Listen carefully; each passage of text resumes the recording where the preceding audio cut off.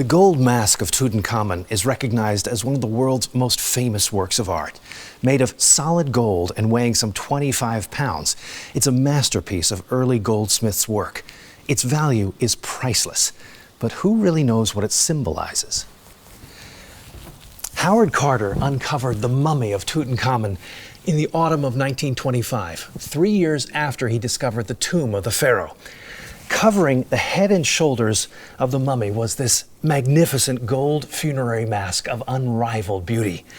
Funerary masks had a long tradition in Egypt long before Tutankhamun's reign. They were first used around 2100 BC by commoners. Back then they were made of painted cartonnage.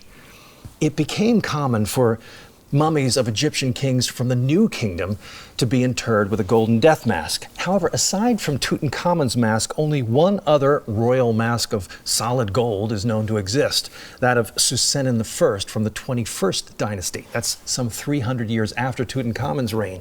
Apparently, all other gold masks had been stolen by tomb robbers. Tutankhamun's gold mask was crafted of multiple pieces.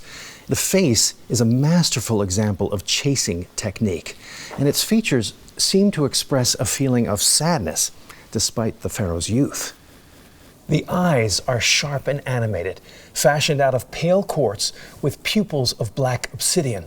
Thick inlays of lapis lazuli outline the eyebrows and the eyes.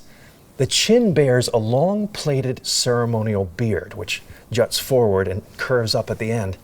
The beard was considered a divine attribute, indicating the pharaoh's godlike nature. The gold mask of Tutankhamun is framed by a nemes, a special striped headdress depicted here with inlays of blue glass. The nemes could only be worn by the pharaohs. Commoners could never wear this kind of headdress. Gold was considered the mythical flesh of the shining sun god Ra. Since the king represented the sun god in the heavens, both in life and in death, the vibrant blue and gold stripes appear to us as an azure blue sky pierced with golden sunbeams.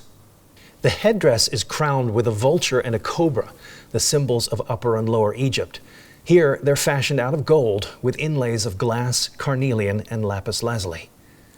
The lobes of the ears, each shaped differently, are pierced for earrings. Below the gold face of the mask is a wide collar. It's embellished with semi-precious stones and pieces of glass. Each end is topped with the head of the falcon. A falcon also symbolizes the sun god Ra, with whom the king shall now become one. The sacred hieroglyphic text on the back of the mask contains a secret spell from the Book of the Dead, protecting the head from evil spirits. One last question remains. If we saw the real Tutankhamun, would we recognize him? Well, perhaps we would. But the mask is not actually intended as a faithful portrait. It shows the king in an idealized form. The Tutankhamun depicted here is immortal and divine, his features rendered as imperishable for an eternal lifetime as the reigning sun god of the heavens.